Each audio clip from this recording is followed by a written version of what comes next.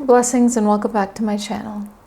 Today we're going to talk about an incredibly powerful new moon that we have coming up on March 21st at 1:23 p.m. EST.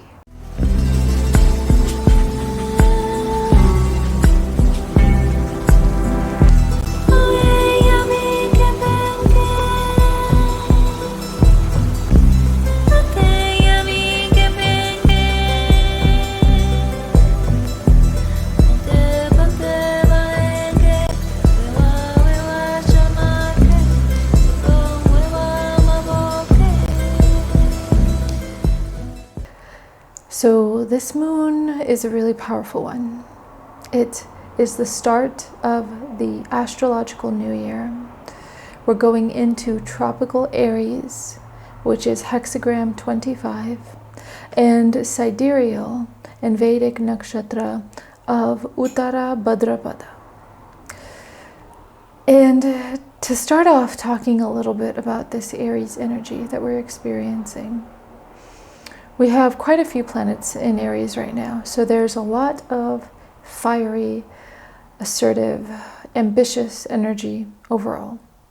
Aries is the ruler of the first house in astrology, and the first house is all about the self. It's all about the ego. It's about being individuated. It's about coming into form as a human being, as an individualistic self. If you think about Pisces in the 12th house, which came prior, being the ethereal realms, the subconscious, the heavens, the world of the dreams, you can see that we go from the 12 to the 1 back to the beginning again, which is coming back into form. And this Aries energy is having us almost reframe and revise through its own perspective, through our own new individual perspective of what we're wanting to do and what we are wanting to create for our reality moving forward. It is also going to be supporting us in fueling the energy for whatever it is that we're creating next, for whatever we're wanting to create moving forward, right? You can see the beginning of the astrological new year as the beginning of a cycle, as the beginning of something brand new. And Aries overall has a go-getter energy. It's very direct. It can be very blunt, right? If you think about fire or a flame, you light a match, it's there. You know, there's very little taking time in its process. It's there, it's present, it's on fire. And this is akin to some of this Aries energy that we might be experiencing individually and collectively. And with all that being said, there's a really beautiful quote that I recall learning years ago, and it resonated with me deeply. And it has to do with anger in particular. And it goes like this. There's a difference between anger channeled onto something versus anger channeled into something. In this sense, we can also think about our own passion, our own inner drive, sometimes, maybe our own anger, right? And instead of letting this energy culminate and percolate within ourselves and build, how might we be able to channel it into something that we are wanting to create? How might we be able to use it as fuel for our own initiative, for whatever it is that we want to do moving forward? This new cycle, this new moon, and the beginning of the astrological new year is asking this of us. It's asking, how might we channel our denser energies, perhaps, the more challenging inner aspects of ourselves, the tension, the frustration, the anger, even the passion, right? And that fire, that drive. In Sanskrit, it's called the Agni, the fire. How might we utilize that and channel that in a way that's constructive versus destructive? That's the question here to ask ourselves. This moon also finds itself in hexagram 25. And this is probably one of my favorite hexagrams. I have this gene key in my EQ, which represents my emotional self and my emotional body. And this one is the shadow of constriction, the gift of acceptance, and the Siddhi, the divine gift of universal love. And this energy is asking us to relax a little bit, like actually physically relax. If you think about when you're holding on to something, when something's constricted, when something's contracted, how much energy is that contraction taking? How much energy is it taking for you to even constrict yourself? But what if you were to relax and allow and accept? When you think about this gift and the frequency of this gift, when we look at the world and what's happening in our individual lives, but also collectively, yeah, it can be hard to accept sometimes, right? But underneath all of the drama and the chaos and the things not working out, how our ideals might have been planned, how can we allow, how can we bring more acceptance to what is and learn to love it, all of it? Of course, it's easier said than done, and it's not something that just can be conceptualized with the mind, what it means to really love all of it, right? It's this deeper experience. And when we think about the shadow of this gene key, constriction, it's this withholding. It's this actual physical constriction that is occurring. It's not letting love in or out. And sure, perhaps, we may do that as humans to protect ourselves, but this energy is reminding us that we need not to really transform and evolve and learn and to experience the fullness of what it means to love.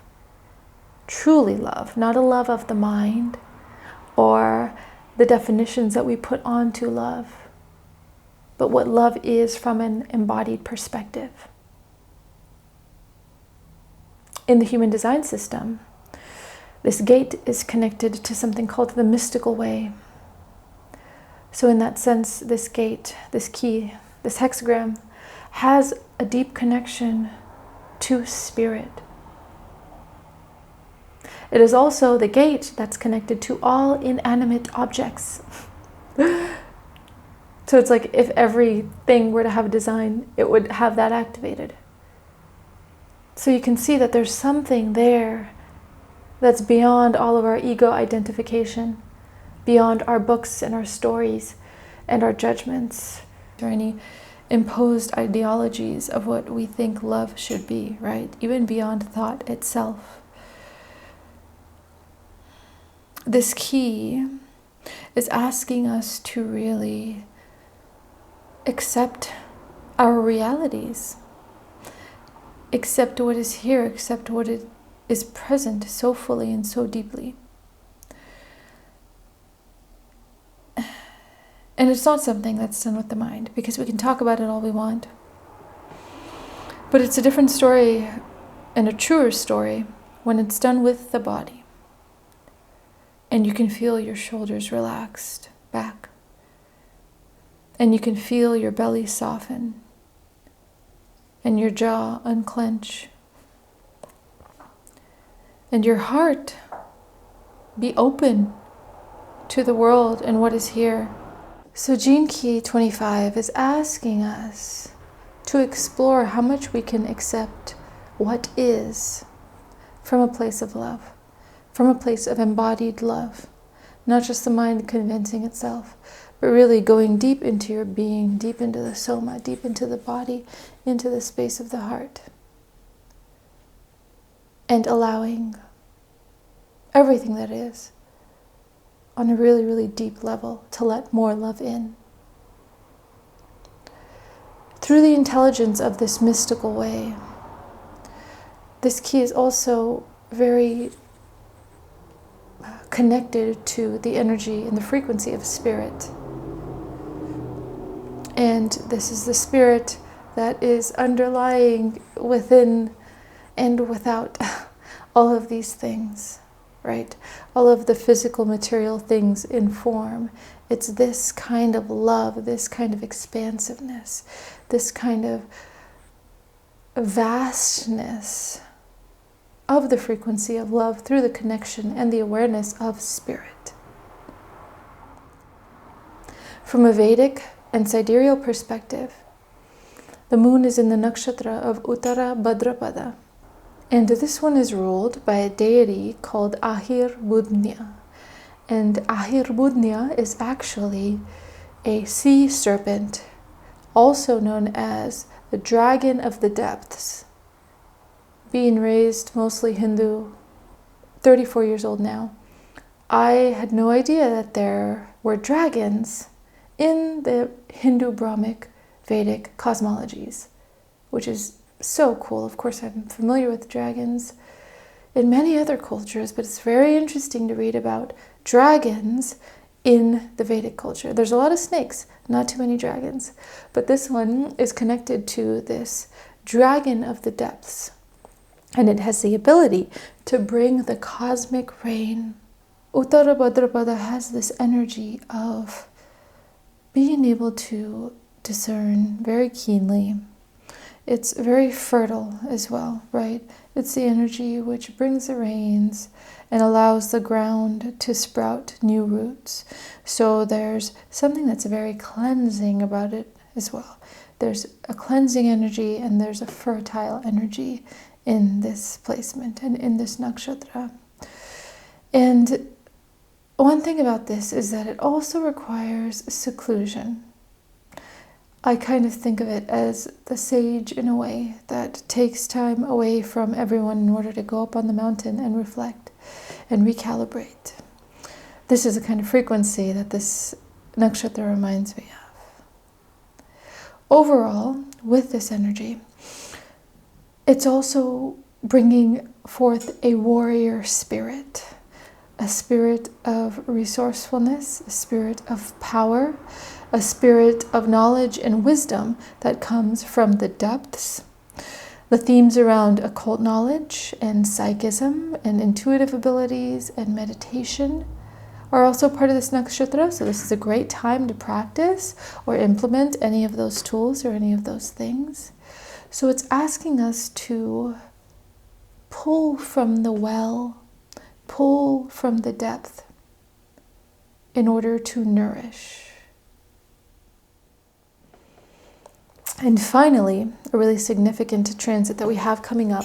So the planet Pluto is going into Aquarius on March 23rd. And I was graced with the opportunity to build a great relationship with Pluto during my time in Bali. I also have my Cancer Sun in the 8th house, and the 8th house is ruled by Pluto because it's Scorpio. And in Bali, I was right on my Pluto IC. So the IC is the 4th house cusp. And if you're familiar with astrocartography, you can pretty much put your natal chart onto a map, a world map, and it'll show you the different activations you'll have in different places. So anyways, Bali was my Pluto IC. And one thing that I've learned about Pluto is that, well, two things. The first thing is that it will humble you. And humility is very, very important with this Plutonic energy. It's very important to do what Pluto is asking of you. That sounds, I'm not sure how that sounds actually, but this is true when it comes to the frequency of what it bestows, because as much as Pluto may seem to take things away, it can also give just as much. It's a planet of death, rebirth, transformation. So there's this energy and this power of being able to provide and support amongst either side of the polarity. Whether it's really challenging or intense, right? And many a times it is.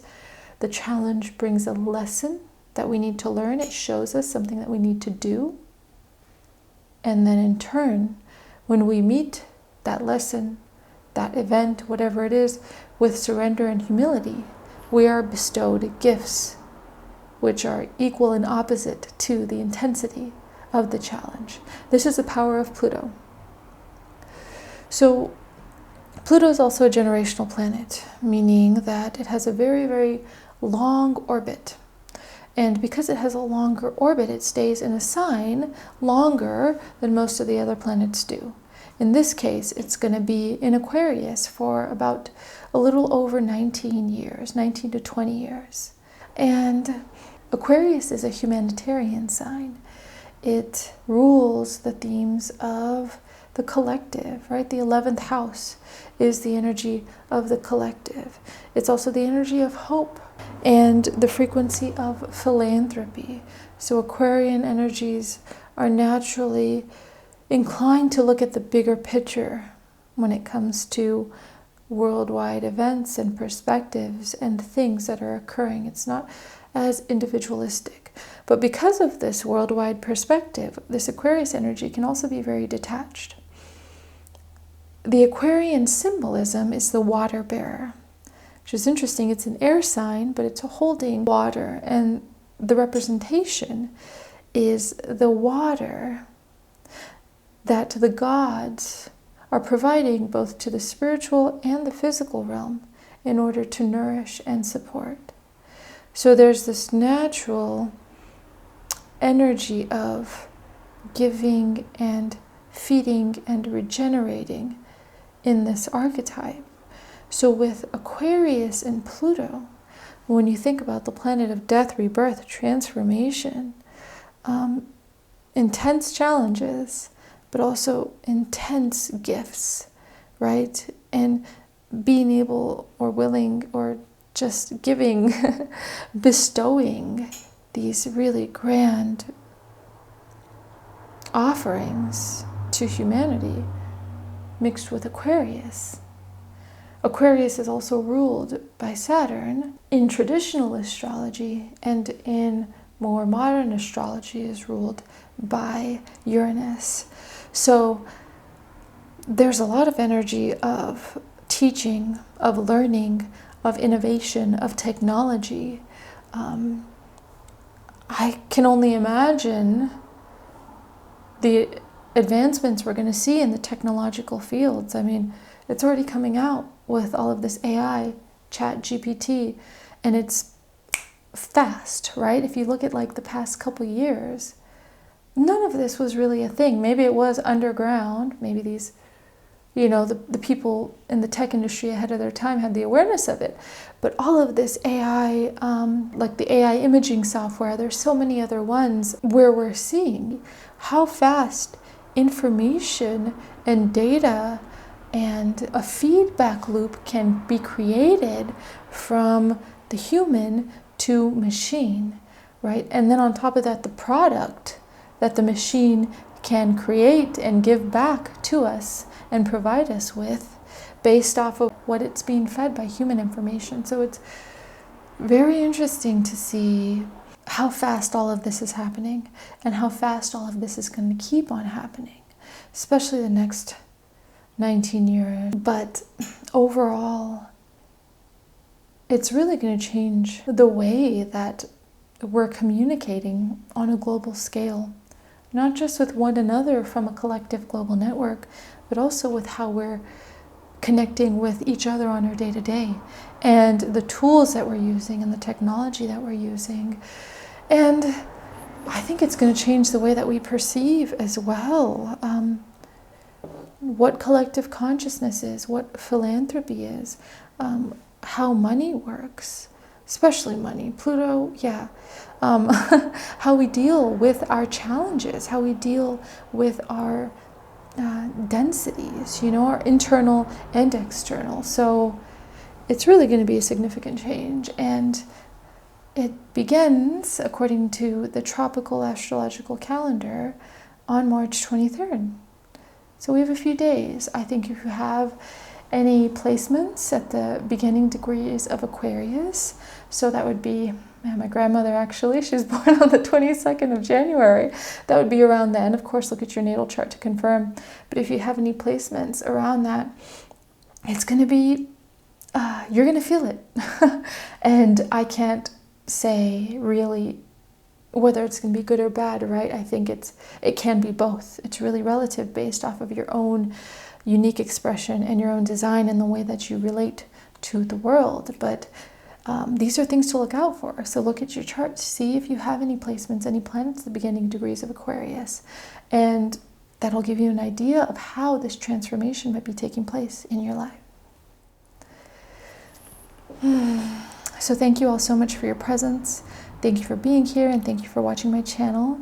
If you like this video, please be sure to subscribe, as it helps me get more views and share more of my message. And also like as well, because that'll do the same.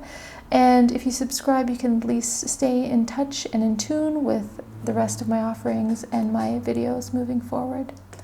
And if you'd like to book a human design or a gene key reading or a one-on-one intuitive session, I'm opening those back up again. Please see the link in the description box below, and I'd be more than happy to connect.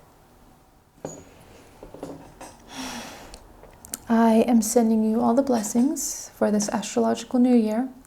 I'm sending you the alignment of whatever fire that you need to bring forth the fruits of your actions and to make progress in the ways in which you wish to do so. And I'm sending you peace, the reminder of this deep internal peace and this deep connection to your center, regardless of what's happening in the external reality, and the ability and willingness and ease of being able to come back to that place within you at all times as a sacred reference point for yourself. Blessings for this new moon, and I'll see you soon. What was I saying now? One, Jax. One. Jax. Oh, you want to say hi? Say hi. Say hi.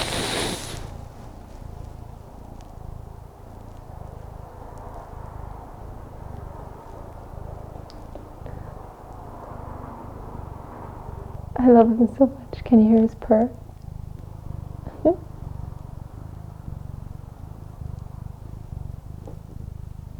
Yeah, I think his purr is sounding on the mic. Yeah. Oh, he's such a good boy, Sean. He's such a good boy.